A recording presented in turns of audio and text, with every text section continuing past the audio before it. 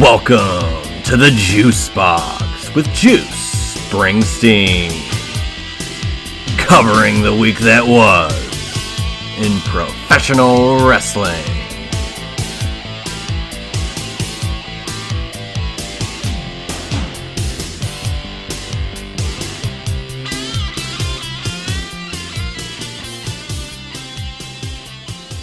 And welcome once again to another edition of the Juice Box. I am Juice Springsteen, of course, and it's nice to be back, kind of doing it solo this week. Last week we had a little a little test run of Drew and Juice over the airwaves. We did me and friend of the show, Andrew Baydala, did a little discussion show via YouTube and on his X profile, kind of going over the topics of last week in long form, and it was one hell of a good time.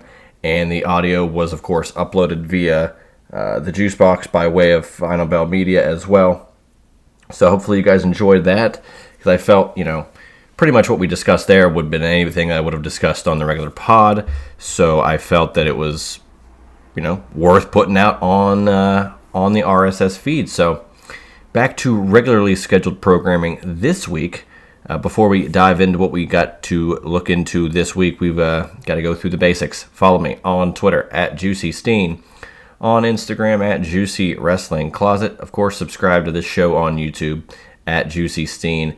And if you can subscribe to this podcast on Apple Podcasts, great. Same on Spotify. And if you listen to it on Spotify or on Apple Podcasts via iTunes, please leave a rating and review. The support really does help the show grow. Same with on YouTube. Drop a comment, subscribe, do it all.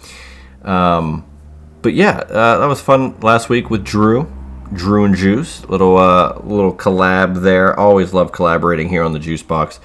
We really started to branch out a little bit in 2024, and with the SIP series, of course, and just different people getting to discuss pro wrestling.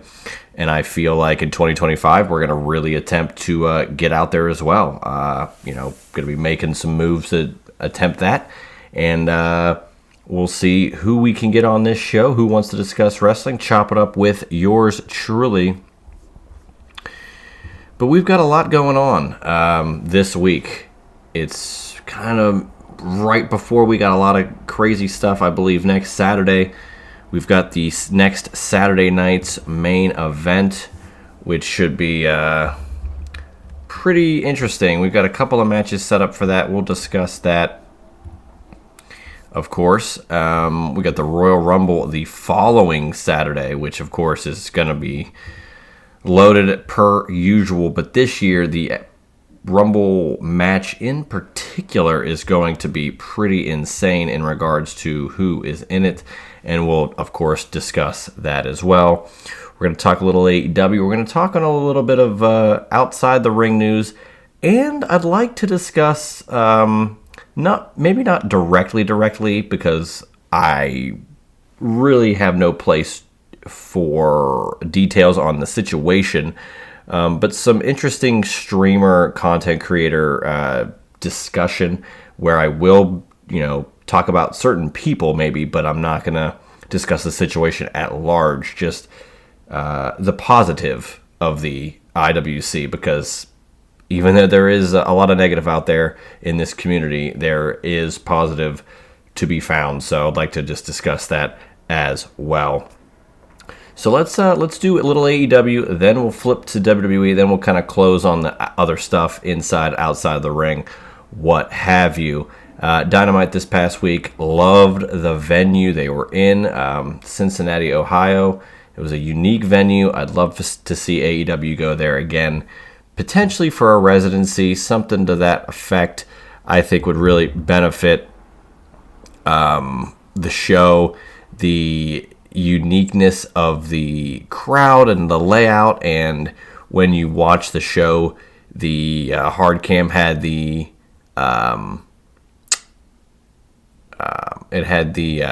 announce table right in the background, so it was kind of cool to see that unique camera shot there. But the acoustics were pretty cool, and quite honestly, this has been a problem for how long?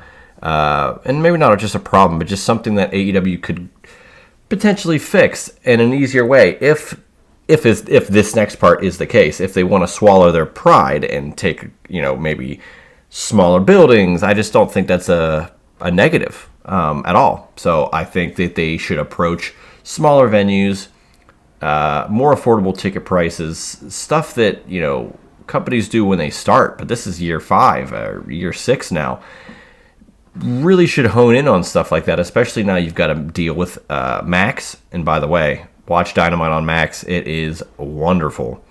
Doing stuff like that, you got the big deal. Now let's try to hone in. Let's try to not cut costs, but be more efficient with the money and make more money and become potentially profitable in 2025. So they did that with Grand Slam Australia. Now, they had it in a bigger venue at Suncorp, but now it's going to be the Brisbane Entertainment Centre, which, some will look at it as a negative. I believe it to be a positive because you're only going to get so far with what you can do in regards to selling out a venue in a way, So,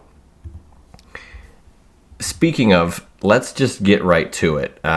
Grand Slam Australia, the lack of promotion for this show is pretty stunning. Now, initially this was going to be a pay-per-view.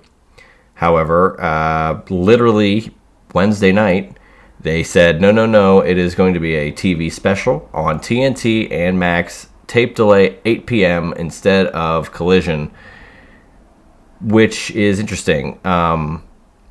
Tony Khan, I guess, at the media scrum at Full Gear said it presented a challenge to put it on pay-per-view because US would have to be up at 2:30 in the morning to watch it, but they did that for Elimination Chamber in Australia for WWE. So, and a lot of New Japan shows are watched domestically here in North America by fans. If the product's good and they want to watch it, they will seek it out. I promise you that. So it is what it is, but I feel that the lack of promotion is kind of stunning. Not that, you need to sell tickets for this show now or what have you, but they're promoting Revolution, which is in March. That's their next true pay-per-view. And then, of course, they're promoting the hell out of All In coming up in July in Texas. You want to sell those out, I get it. But your next big show that isn't an episode of Dynamite is this show in Australia. It's a huge deal. It's the first event in Australia. And the only match right now is Mariah May versus Toni Storm, which will be a huge match. AEW Women's World Title. But that's it. And the show is a month away. And hardly any promotion. I'm sure they'll promote it more and more as we get closer, but it just boggles my mind that there's not at least a banner or something. It's just baffling. Don't you want to show people that this is coming up? I mean, and look, I really don't do the ratings discourse on here that often, but if you're concerned with how maybe Collision's getting the ratings, aren't you going to be a little concerned that this show on tape delay without a lot of promotion would hurt the rating? And a rating for a non-Collision to be as low as Collision when you're branding it as a Grand Slam would kind of be terrible optically for AEW. And I don't know if they would really like that. So I just feel like they need to promote it a little bit better. Whatever that really means and dictates, a banner or whatever, you need to be able to put forth more of an effort if you want it to sell globally, not sell, but as promoted sell, for people to want to tune in, regardless if it's not live, regardless if it's not a show that you're going to try to buy a ticket for. It's just a way of business. You put over your show. Again, there's a month left. I'm sure they'll promote the hell out of it as we get closer, but it's just bizarre with one match up there, and it's a special event. They made it a big deal, so why not? But speaking of Dynamite, this was it was not great. I'll say that it was not a great episode of Dynamite.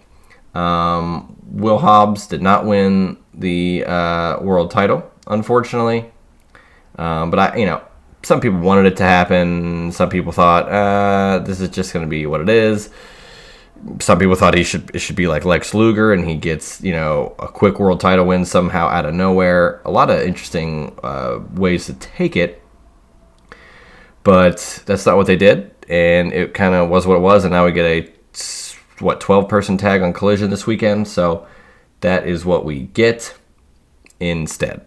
The other part that the Jeff Jarrett MJF promo segment went way too long.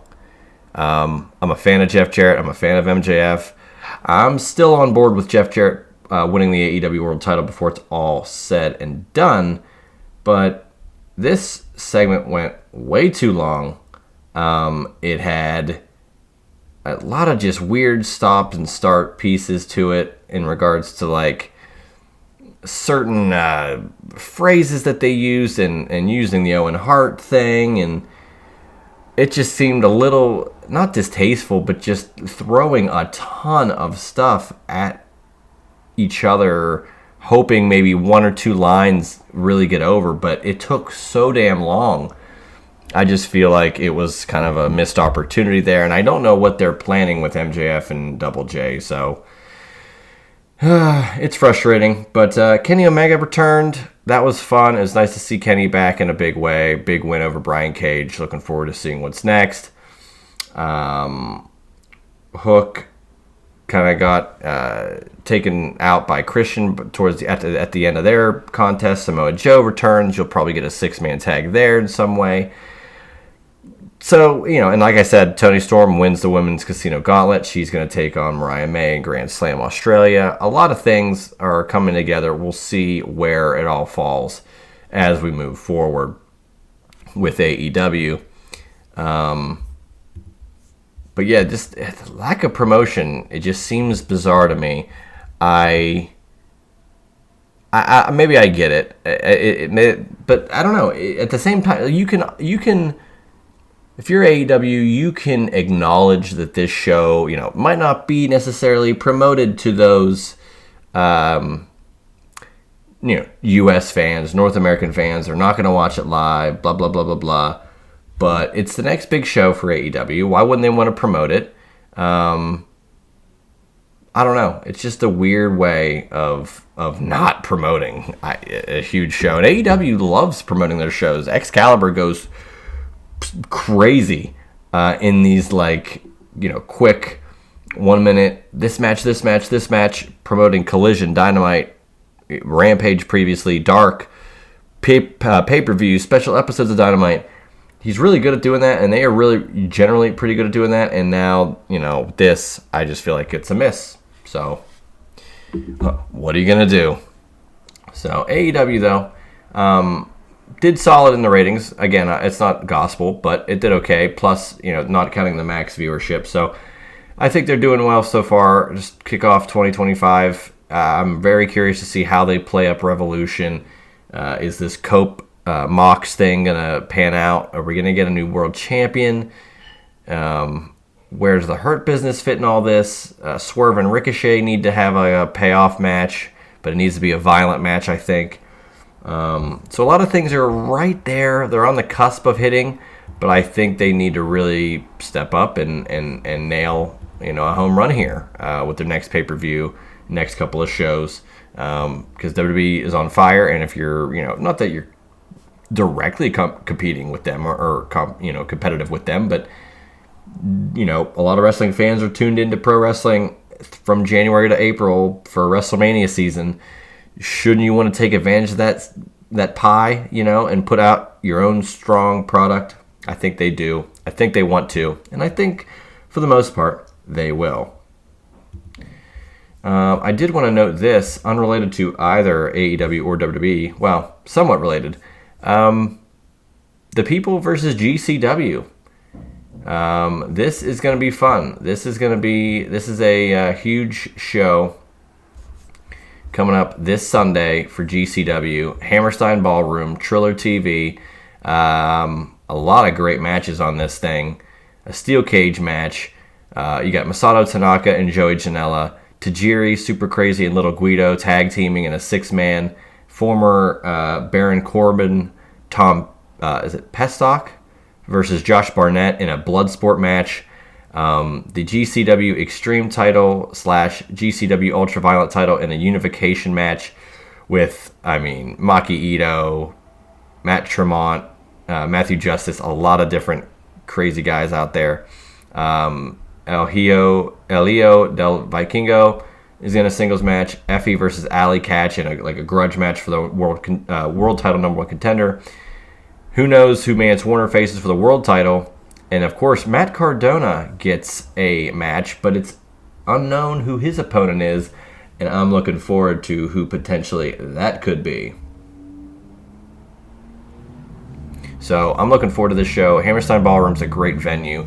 AEW just ran there. I don't like that they took out the wood paneling aesthetic of Hammerstein, but I still think it's a great venue, and I'm looking forward to watching this show Sunday night after some strong football games, I am certain, on Saturday and Sunday. So shout out to GCW for having that solid show this weekend as a little buffer before we get into some more pro wrestling next week. And we will be discussing that now. First, let's talk about Raw this past week. We transition into that. Solid episode again. It was a quick 2.5-hour show. Beautiful, Sheamus defeated Ludwig Kaiser. Jey Uso had a little face-up with Gunther, and now we set up the Saturday Night's main event match between the two. Lyra Valkyria won the inaugural WWE Women's Intercontinental Championship, which was a fun match, solid choice. Sami Zayn got a win over The Miz. Nia Jax enters the Women's Royal Rumble and also confronted Rhea Ripley. Hell of a street fight. Damian Priest defeats Finn Balor. Hopefully, we are done with these two, but I have a feeling we might see the Demon coming sooner rather than later. But I would be remiss if I didn't talk about the opening of this show. Penta debuts in WWE, takes on Chad Gable. Hell of a match, hell of a debut. The Destroyer was wonderful. The fans crying, that little girl crying out when Penta came out. The Zero Miedo chant just rang throughout San Jose. Michael Cole kind of taking a shot saying, welcome to the big time. But, hey, WWE is the biggest pro wrestling company in North America, so I do believe, that's definitely something. It's just, it's wild to see what happens when... Not that Penta was stagnant in AEW, but, pretty much only a tag team guy or a trio guy, and that's fine. But there's a lot of money to be made for a singles run with Penta, I firmly believe. The merch was there pretty much immediately, well before, the debut even happened. It kind of got spoiled, but WWE wanted that, and they sold a lot of merch, a lot of masks, a lot of hoodies and shirts. So I think it works. I'm sure... Probably by WrestleMania, you'll likely see the first renderings of a Penta action figure from Mattel. So I can't wait for Mattel to sink their teeth into Penta as a character. And then we got some more Royal Rumble participants announced. But before that, let's talk about Saturday night's main event, which happens next Saturday. We might have a prediction show. I'm not sure. Right now, we got 2 banger matches. Braun Breaker defends the Intercontinental Championship against Sheamus. I have a feeling Sheamus might win this match and finally win the IC title. So we'll see. Shout out to Sheamus, who's celebrating his birthday on the same day as me. Always pretty cool to celebrate the same birthday as a pro wrestler. Sheamus being, at this point, a legend in the business. And Gunther versus Jey Uso for the World Heavyweight Championship. I still don't think Jey Uso is going to be the one to dethrone Gunther, but it will be fun to see Jey Uso in the main event on Saturday night's main event and for a world title opportunity, and against someone that's not Roman. So there's at least a chance that Jey Uso would win this, but I do not see it happening. But looking forward to Saturday night's main event live from San Antonio, Texas, the Frost Bank Center, NBC, and on Peacock. But man, there's only 7 people announced for the men's Royal Rumble. Like I said, Nia Jax is the only entrant in the women's Royal Rumble. But for the men, these might be the 7 biggest names they've had for the Royal Rumble in quite a long time. So, and normally you can pretty much narrow down, oh, well, I don't know if this person will win or not. I have no faith that they'll win or this or that. To me, any one of these guys could win this match, and that's the best part. Whether they add 23 other people that will never win, these ones for sure could. LA Knight, John Cena, CM Punk, Jey Uso, Roman Reigns, Seth freaking Rollins, and Drew McIntyre. I love that CM Punk wants this. He wants to get that main event at WrestleMania, and he wants to take out 29 other guys to do it. I love that Seth Rollins wants to do everything in his power to make sure that doesn't happen. So he's entering the Rumble purely to make that happen. And Drew McIntyre wants nobody affiliated with the Bloodline in any way. Jey Uso, Roman Reigns, even Punk, and especially Rollins, guys that he hates, to win. And Drew McIntyre is like, nah, I'm in the Rumble. I'm going to make it happen for me. Just so many different guys that could win out of just those 7. At this point, I think you're looking at potentially Cena and Punk as at least 2 of the final 4. Not sure on the rest. I have to see who they announce beforehand, but I definitely believe we are in for a classic Royal Rumble match.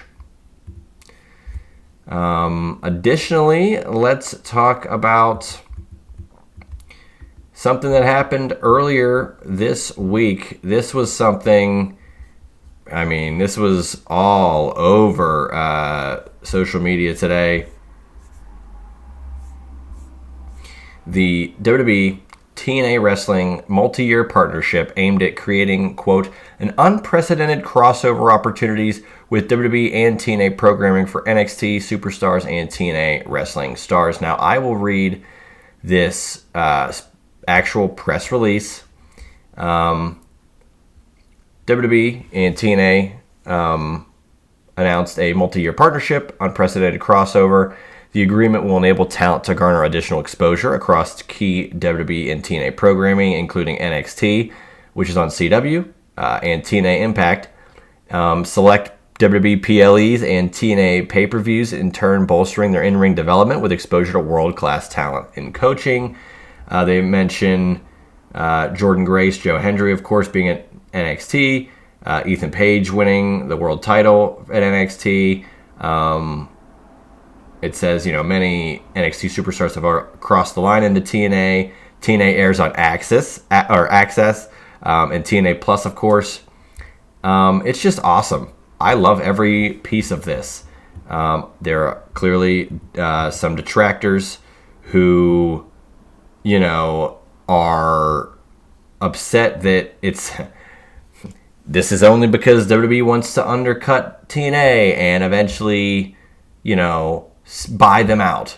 Or, again, just like the WWE ID program, the indies are in trouble because of this and all this garbage, when in reality, WWE is just going to work with TNA. Sure, they'll have access maybe to the library, and maybe eventually they can have a purchase of that if they wanted to do that. But to me, this is just for more exposure. And for fans to be naive and say, well, it's just for WWE to buy TNA. Why anyone would assume that, okay, WWE and TNA work together, so all of a sudden TNA wrestlers are just going to, it's sold, and now WWE has all these TNA guys, but only so much programming. It's just not going to happen. To me, it's, well, TNA guys are going to get, and definitely their Knockouts division as well, Going to get a lot of exposure. They're going to be on NXT for the most part. I'm sure we're going to get some main roster crossover. AJ Styles, Joe Hendry, potentially the Hardys, etc. The names are endless here. Those guys and girls are going to get opportunities, and whenever they maybe aren't in TNA anymore, maybe they'll go to WWE. Or if they aren't in WWE or in WWE and they want to go and hone their craft, go to TNA. You've got guys like Brian Myers, formerly Kurt Hawkins, in TNA, doing great. You've got formerly Dolph Ziggler, Nick Nemeth, he's in TNA.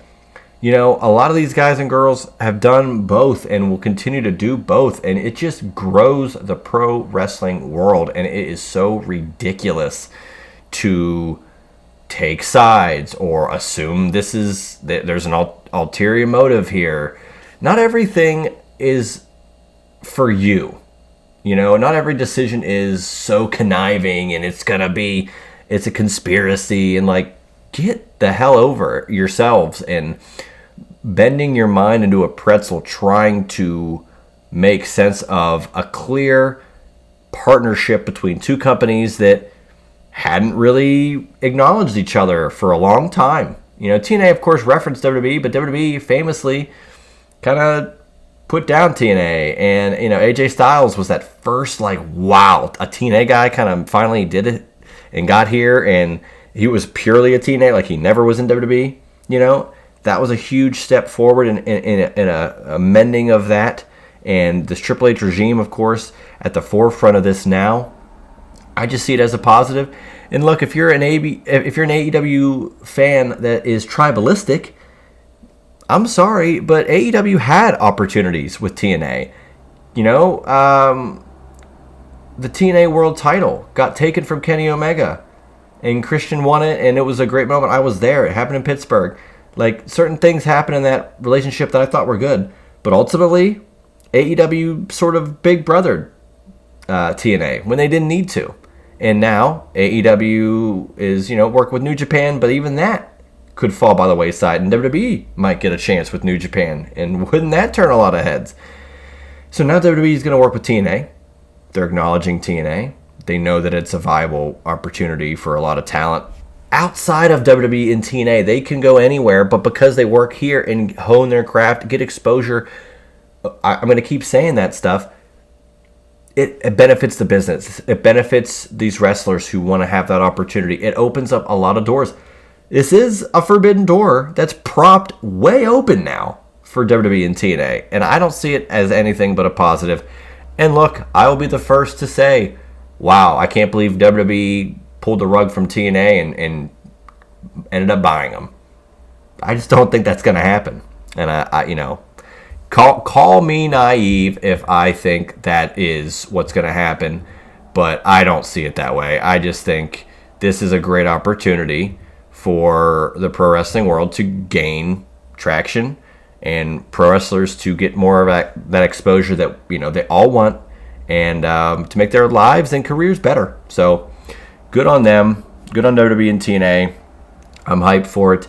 I'm just going to reference this tweet because these are my 5. I kind of referenced it already, but I think Joe Hendry is going to be in the 2025 Royal Rumble. I almost guarantee that. I think, and I would like to see AJ Styles get one more run in TNA, whether that's a world title thing or just some like legacy matches with some TNA guys, or if it's just a one-off match at Bound for Glory or Slammiversary. I'm here for that. If I think there's a chance we get a PLE with WWE or NXT and TNA combined, which would really break the mold of crossover events with North American pro wrestling companies. Something I never thought I'd even be saying. As a fan of TNA for a long time, it's wild that we are finally here. Not even that they were Impact for so long, and now they switched back to TNA, and that's when WWE wants to be a part of it. It's astounding, but I love it. I think the Hardys are going to get another shot in WWE, potentially. And then, like I said, with the tape library, I know they have TNA Plus, but if anything is going to be sold to WWE, I think the rights potentially to TNA's library at some point, TNA Plus is great, and you get to watch all the old stuff. I still have my TNA DVDs, so, I'm good there as well. But WWE could put a lot eyeballs on the TNA product to help and maybe have access to the library. Not purchase it, but hey, you could watch TNA on Peacock or on Netflix. Can you imagine that? So a lot of opportunities and a lot of positivity from my end. I just think it's ridiculous to assume anything other than that. So that's my thought on the WWE TNA partnership.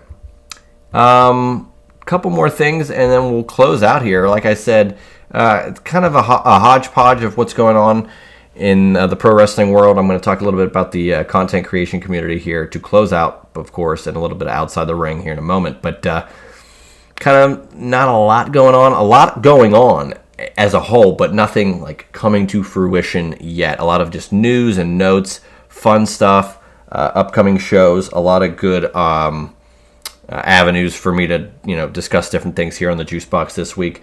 But we're going to close on a couple different topics. First and foremost, I would be remiss, and we're going to talk about Corey Graves in a second, but specifically Corey Graves in regards to a event coming up in a couple of months. It's going to take place March 15th. It is a local show here in the Pittsburgh area. It's called Bruno Forever, a tribute to studio wrestling. There's a Q&A for fans, memorabilia, raffles, prizes, and more. It's going to be a fun little show at the Ross Township Recreation Center in Pittsburgh, PA. I already got my ticket. Cannot wait to go to this show. As a Pittsburgh guy, you can't deny some of the talents that have come from here. I just said Corey Graves, but Kurt Angle, Bruno Sammartino. Bruno Sammartino, he has the record. He held the WWE Championship for over 7 years. It'll never be topped. Roman Reigns had it for 4 years, and people were like, man, are we done here? Bruno held it for 7 and had longer stints of not defending it. Like, it's just a different time, but just imagine how crazy the 4 years were for Roman and put that in perspective on how insane Bruno's championship reign was. I mean, Hogan never even got to that level. So Bruno is a legend in the pro wrestling world, let alone WWE, let alone Pittsburgh. A huge deal here. And it's really cool to celebrate Bruno and studio wrestling in general, because that was really how pro wrestling got popularized as TV kind of became a thing in the 50s and 60s. So it's awesome to celebrate the legends of years past. So Corey Graves, who I'm going to talk about here in a moment, will be at this show. Additionally, Hall of Famer Stan Hansen will be at this show. So hopefully maybe I can get a photo with Stan. That'd be really cool. He is a badass. His matches with Vader, of course, in Japan. I was fond of his matches with Lex Luger in WCW in 90. So a lot to like with Stan Hansen. It's really cool that he'll be involved with this show. So I'm looking forward to that. And of course, it is a fundraiser officially for the Greater Pittsburgh Community Food Bank. With, shout out to Brian Goulash, who we've had on the show, who helps with the food bank. He was on with the Sting retrospective before Sting retired at Revolution last year. And additionally, I also want to shout out Ron Hunt. He, of course, worked with the food bank as well. So it's a really good cause.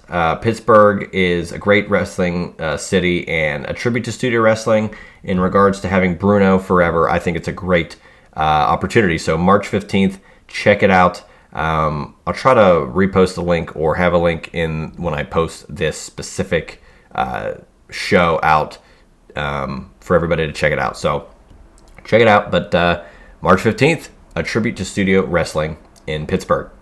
But as for Corey Graves, I'm not going to spend too much time on it because I'm not a dirt guy.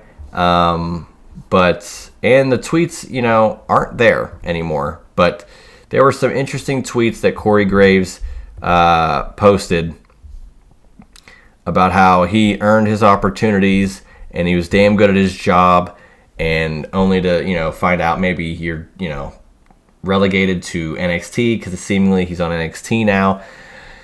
All I want to say is, Corey Graves is one of the best commentators in, the last, I don't know how many years. I think he's been the most consistently solid guy in the commentary booth for over 10 years now. I think no matter what shows he calls, he shines through the headsets, and with every syllable he adds depth to the commentary. He adds insight. He's very knowledgeable. Like he's going to be at this tribute to Bruno. He knows what he's talking about, and he represents the pro wrestling commentary industry very well. I think he is, and I've mentioned this, friend of the show, Justin LaBar's referenced this as well. He's the modern day Bobby Heenan, for lack of a better term. I think that he's very witty, he's very quick, he knows what he's talking about, and he's good at it. So I don't know what's going on, work, shoot, if he's really upset and it turned into a work, or if it's really upset and it's just a shoot in general. I don't know, and I'm not going to speculate.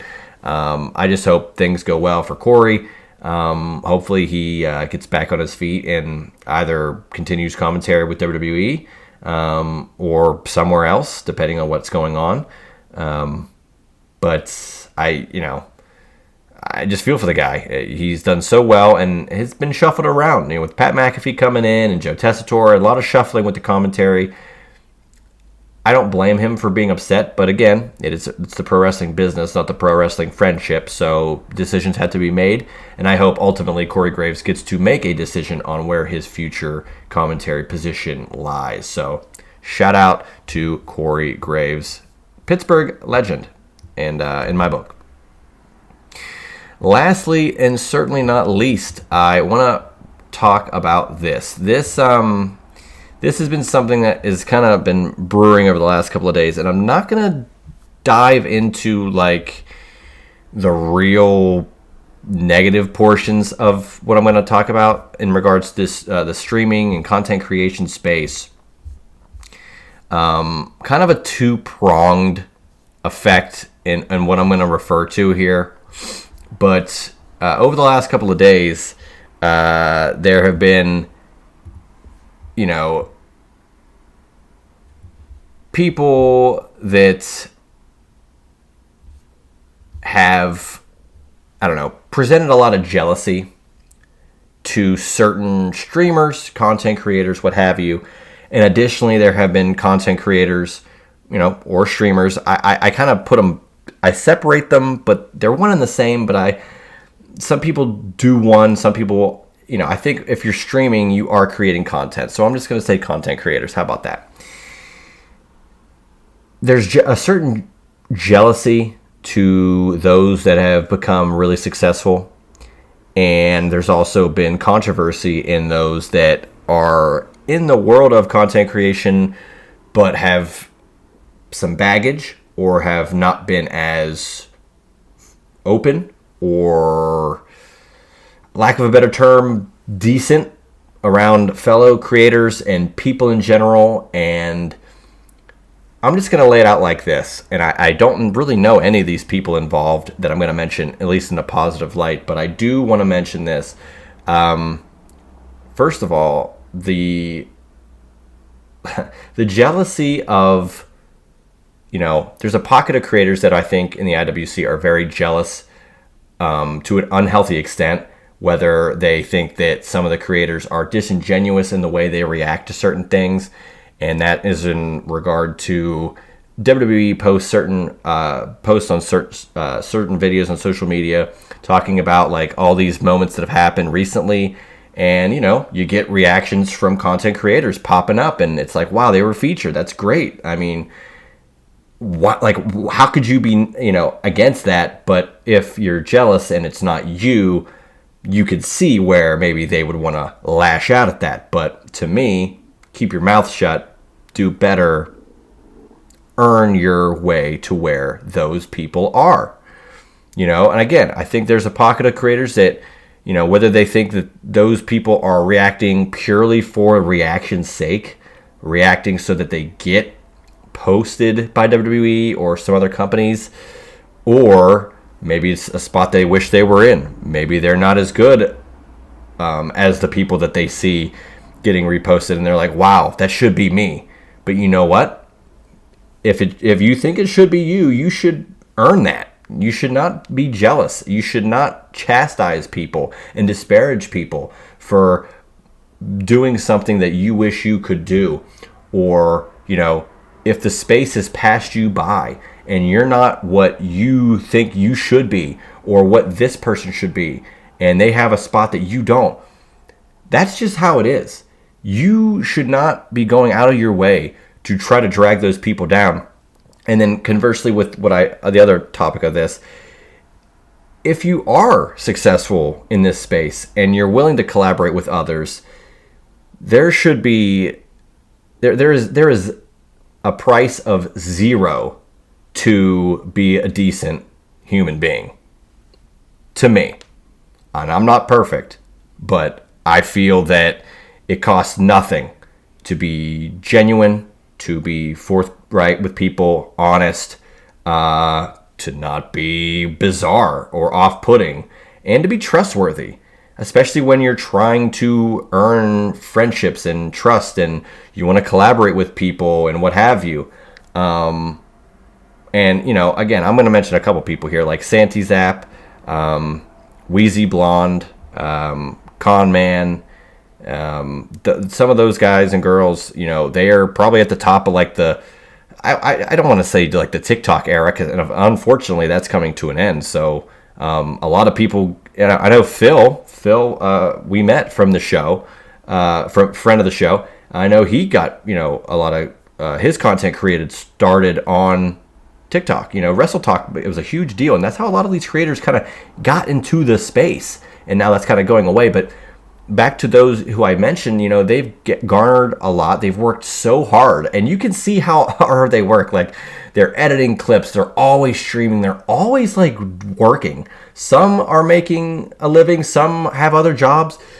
It's a lot though to stream, and I don't really stream. I don't. I kind of think it'd be fun to do every now and again, and I have. And Drew's come on the show, and we do some live stuff. We did the pre-show before Raw with myself and Josh Eisenberg. We do a lot of cool things here, but it takes a lot of energy and time and creativity, really, to put yourself out there and consistently put out content that people want and eventually crave and demand. And it's tough, and it's got to be draining. So that alone is, enough hardship, mentally and emotionally and physically, what have you. So that should be enough of a hill to climb for these people.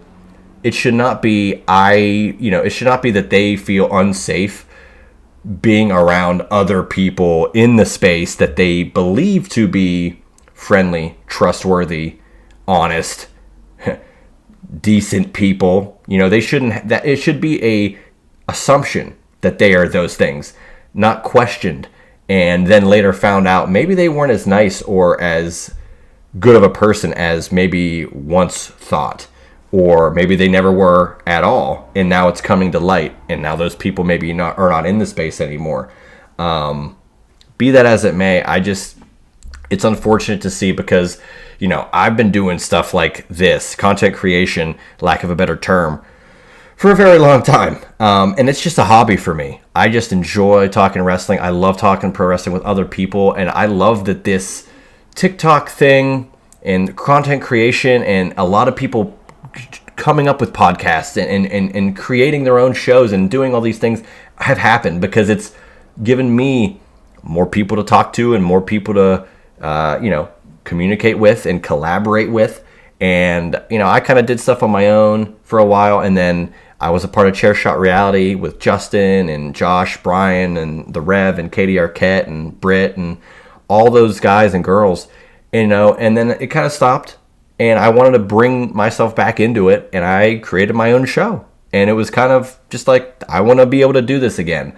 And now, I've made a lot of, I say friends, but just a lot of camaraderie, a lot of colleagues, I would venture to say, with the collaborations I've made on here, whether it's PJ with Around the Mat, or the Apron Bump, the Shining Wizards guys had me on, no bones about wrestling. You know, a lot of different guys and girls that are willing to have me on, and I've had some on for some SIP series interviews. And I always say this: the IWC should be collaborations, not competition.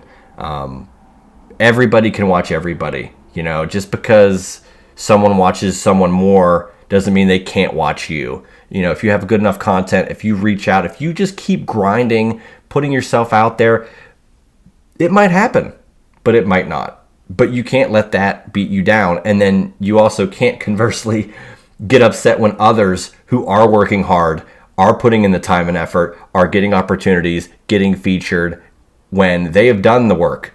Put the work in. Someone will eventually, you know, maybe they'll find you. Maybe all it takes is one, you know, and then maybe you'll get the platform that you desire. But to drag down certain people because you're not there, or you're not at a level that you think you are compared to them, or that they shouldn't be in a position they are for whatever reason, I think is ridiculous. It's selfish, and it's jealousy at the very top of it. So shout out to all those creators, like I said, Con Man, Santi Zap, and definitely Wheezy, because I know she has had a hell of a week this past week with a lot of crazy shit going on, for lack of a better term. So the positivity, though, I want to mention with her specifically, it was so nice that in the situation that, again, I'm not going to really dive into, that happened with her and what was going on, so many people rallied around that situation for her. And even if they were affiliated or had collaborated with the other party at hand there, they were like, hey, that doesn't define me. And, you know, you got to watch out who you collaborate with. Watch who you work with. Watch who you want to trust, because you let your guard down, you know, that's not good. You know, people take advantage of that. And in this space, unfortunately, that can happen. So, again, IWC, it's a community. It should be collaborations. It should not be competition. I think we should all rally around everybody and push each other to do the best we can to make this space safe and enjoyable and fun for those after us and those that are trying to just continue and go forth. So, long story long, I'm just thrilled that, you know, negatives can be turned into a positive, and hopefully we just keep on grinding. We got WrestleMania coming up, and I know a lot of people in the space are just going to continue to go forth and make great content, and that's what I'm planning on doing. I got a lot of things and ideas and things I'd like to come up with and put forth for the Juice Box in 2025, and whether they come to fruition or not is really up to me. So I'm going to do the best that I can to do that and make that happen, because those are my goals. You know, everybody has different goals and different aspirations in this space, so I'm going to do what I can to make sure that happens, because at the end of the day, being selfish really isn't the worst thing. If it's your brand, you have to defend your brand, because it's you at the end of the day, you know, and it's okay to be selfish sometimes. As long as you're not dragging other people down, I think it's okay to defend yourself. So that being said, this kind of went further than I thought, and I'm glad that I kind of got to air all that out, and I really hope you guys enjoyed this week's episode of the Juice Box. Like I said, we got Saturday night's main event coming up next week. GCW at Hammerstein. Check that out this Sunday. Royal Rumble in a couple of weeks. Grand Slam Australia a couple weeks after that. So a lot of great stuff coming down the pike if you're a pro wrestling fan. And hey, the WWE TNA relationship is for the betterment. So miss me with that BS. Yeah, I'm Juice Springsteen. Hopefully you guys enjoy your weekend. Follow me on Twitter at JuicySteen, at Juicy Wrestling Closet on Instagram. And check me out next week for potentially a prediction show, but at least a new episode of the Juice Box right here on Spotify, YouTube, Apple Podcasts, juicysteen.podbean.com, and anywhere else you listen to podcasts. I'm Juice Springsteen, and you've been listening to the Juice Box. That was the Juice Box with Juice Springsteen. Make sure to subscribe to the Juice Box wherever you listen to podcasts.